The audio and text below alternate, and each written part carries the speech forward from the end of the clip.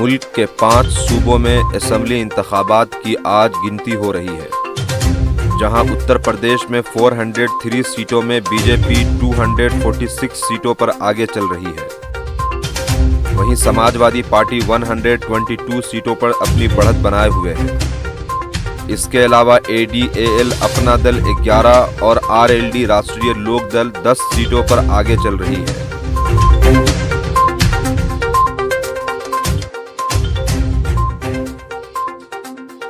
उत्तराखंड में भी 70 सीटों में बीजेपी 48 सीटों पर लीड कर रही है। वहीं इंडियन नेशनल कांग्रेस भी 18 सीटों पर अपनी बढ़त बनाए हुई है। पंजाब का रिजल्ट सबसे ज्यादा चौंकाने वाला है।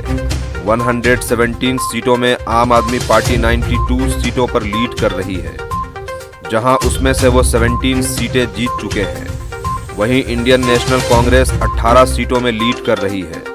SAD शिरोमणि अकाली दल 3 और बीजेपी 2 सीटों में आगे चल रही है।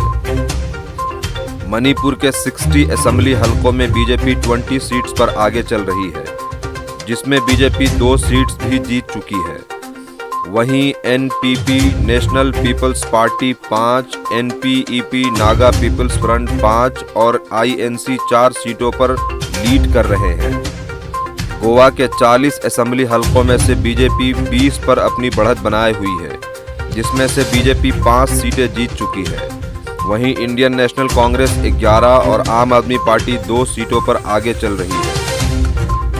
अभी तक के आंकड़े को देखते हुए ये कहा जा सकता है कि बीजेपी की 5 में से 4 स्टेट्स में हुकूमत बनने वाली है।